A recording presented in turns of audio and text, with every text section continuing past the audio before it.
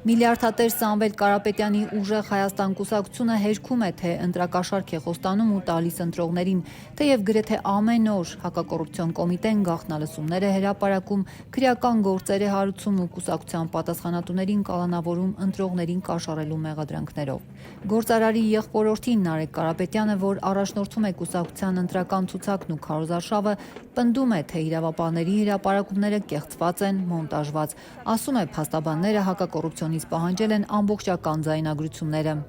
Կարող եք վստահ լինել, որ եթե ամբողջ ձայնագրությունը լինի,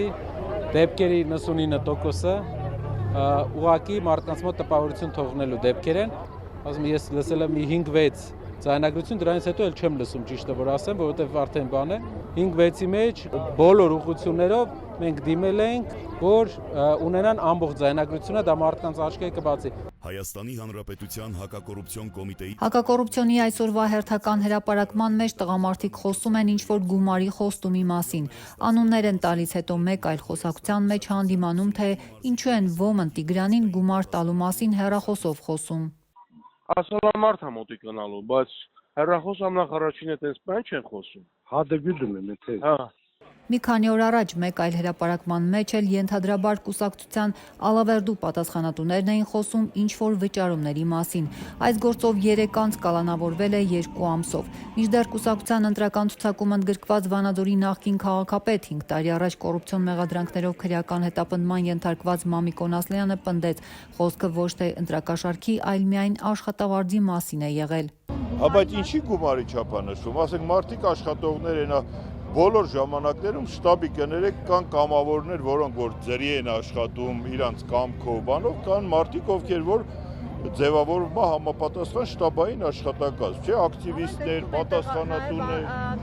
ընտրակաշառքի էլեմենտներ են նրանց։ Բացարձակ ընտրակաշառքի էլեմենտ չկա, ընտրակաշառքի էլեմենտը նրա համար է, երբ որ դուք մարդուն վճարում եք, որպեսզի նա ընտրության գնա։ Եթե դուք մարդուն վճարում եք, որ նա աշխատանքներ տանի, դրա ընտրակաշառքը ո՞րն է։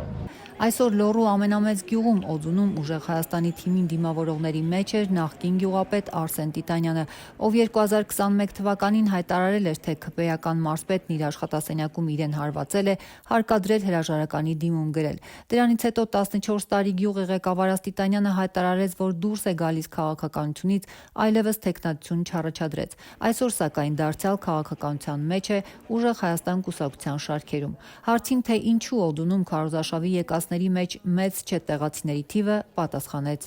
Դե ճիշտն ասած ես չգիտեմ, օձունեցները քիչ են շատ են, բայց ժողովուրդը շատ են էլի։ Բայց օձունեցներին հաստատ դեպքով գիտեք էլի, տեսնում եք, որ բավականին Դե բոլոր տեղերից էլ կան էլի, մարդիկ կան։ Ինչ է կարծում էլի շանսերը այս քաղաքական Դույսունները կասեն էլի, հիմա ես չեմ կարող ասեմ։ Քաղաքականությունը 5 տարի առաջ լքած մեկ այլ համայնքապետ Թումանյան քաղաքը 25 տարի ղեկավարած Լևոն Զավարյանը նույնպես ուժեղ Հայաստանի հետ էր։ 2020-ի պատերազմից հետո, երբ դեռ պաշտոնավարում էր, նա միացել էր վարչապետ Նիկոլ Փաշինյանի հրաժարականի պահանջին։ Այսօր Փաշինյանի ընդդիմախոսների հետ էր, ասաց ընկերներին աջակցելու է եկել։ Քաղաքականության մեջ չկան, թոշակառու ենք։ Չէ, սրանք մեր հարազատներն են, մենք իրենց կողքին ենք կայնած։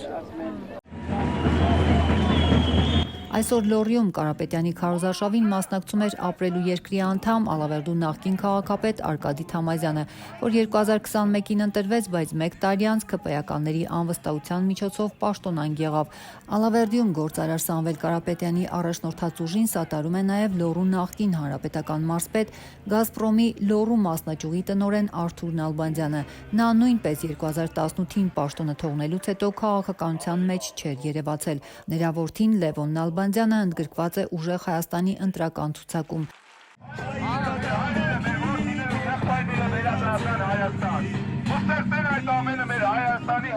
Նարեկ Կարապետյանն այսօր եղավ Օձունի հրապարակում Աղթալայում, քայլեց Ալավերդու կենտրոնական փողոցով, կրտսեր Կարապետյանը լուսանկարվում էր քարոզարշավի եկածների հետ, իսկ նրանք վանկարկում էին Ավագ Կարապետյանի անունը։